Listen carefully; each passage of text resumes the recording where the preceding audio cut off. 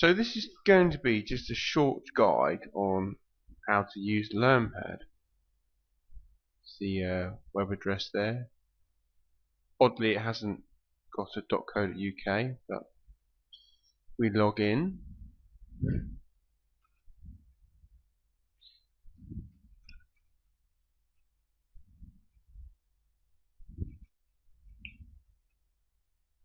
Obviously, your IT technician should provide you with your password, and you'll see a number of options here.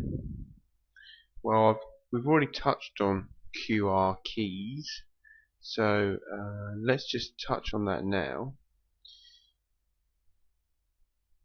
You've obviously got a range of them. The key ones that you want to look for are profiles, and these will give you the profiles for each one that you set up. So if you set one up for literacy and numeracy, they will appear here. You print them out, you can put them around the classroom, students can use them and flick from one profile to another. So let's just take an example profile. So here's the history one from King Richard School, and you can see how I've designed that. All I've done is taken an appropriate picture and then put just the things they need on there, just to focus and make clear to the students what they should be on. Inside each profile you also have categories. Now these are the things that will appear inside. So you can see, you may have noticed before, internet productivity, office productivity and internet. So if I go back, I'll just show you those again there. These things in here, like the folders on a computer, they are really. And if you click on the categories, they're all here. So you would then be able to select these and drop them in. So let's just take, for example, the history profile. Yeah. What you can do is select these and just drop them into there.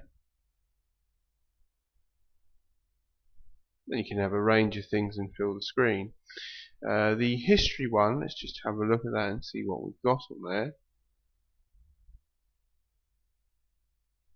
Okay, you can see there's some things here that have been developed for use with the tablet itself.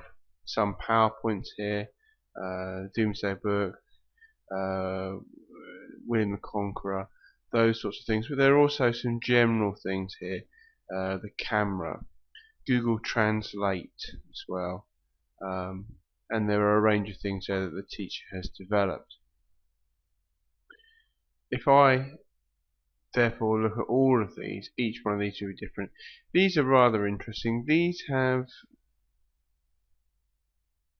books, Shakespearean books, that have been downloaded from Learnpad, so you'll have to look at the store up here and see if there's anything that you're willing to buy. You know, most things may actually be free, but it may be presented in a much better format, and you'll be willing to pay just that short amount of small amount of money for those. So you know, there's hundreds of things here that are, to be honest, it's more suitable for primary anyway. So if I select Key Stage 2,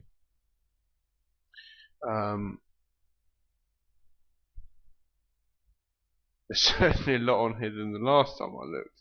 So if I look at Ancient Egypt, there's some sort of really good things in there, but those are for you to explore and have a look at.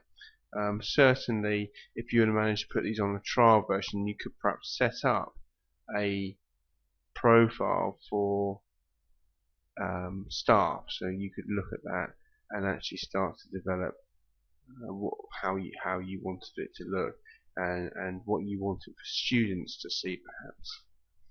So, profiles, literacy, numeracy, history, whatever.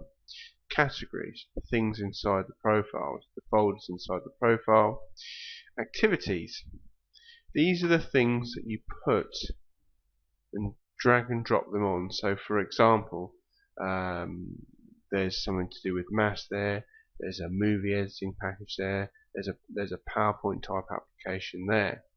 And these will all be dropped into, or can be dropped into the various categories. So if we have a look at English, we can literally, if we wanted the Dolphin browser in there, we would just literally drop that in, and that's done. You don't have to do any more to that.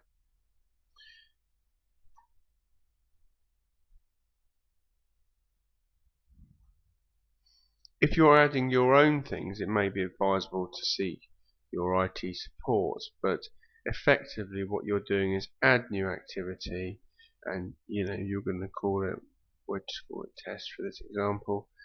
You could leave it as website, or it could be a file, depends on obviously what you want it to be. Click on file, add activity, right, and then the file here is, you would need to specify the file. So you need to upload a file here, choose a file, and then it comes up. But as I say, what I might do in the first instance is email the technician at your school and say, oh, I'd like this on the system. By all means, if they're giving you access to it, then have a go. But I think in the first instance it may be better if you do that with your IT staff. I'm just going to click on that one there, and then upload, and then that will upload that, and then you'll be able to see that on the profile. Depends, obviously. I think I've managed to choose I have a large file. So these are the three things. You've got profiles, categories, and activities, and really that's the last chunk of the work, the Learnpad system. You've got these three things here: how you organise content, and then you've got the QR keys.